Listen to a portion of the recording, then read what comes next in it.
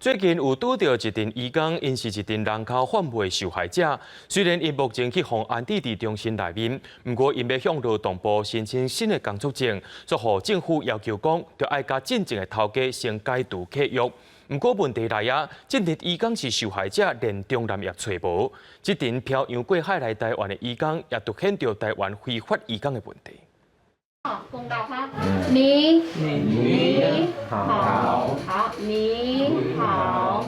做伙学中文，因是正常，互移民署认定是人口买卖被害者的越南移工。伫桃园这间教会的安置中心待了3个月，除了烦恼行法院真费气，搁爱操还无收入。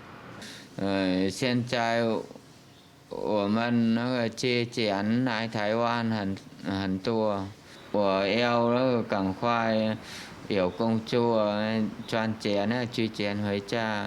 这个移工拢亲像阿强，同款借钱来台湾做事，却拄到后台中的移工的中人公司违法安排去工地，落尾移民署查到违法，送来这边安置。移民署前一阵嘛发人口买卖受害者的鉴定表互因。一种就是讲吼人口的买卖，一种是或做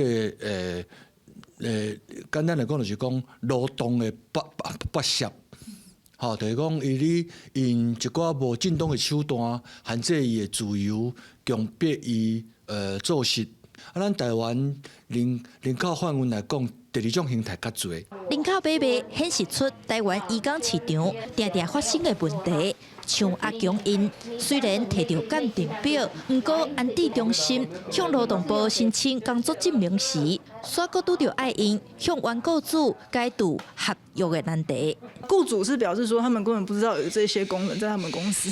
据我了解，是这些公司都是所谓的空头公司，根本没有老板在营运。安置中心讲，案件已经伫台中地检署处理，移工的中人公司目前嘛找无，移工的工作权大受影响。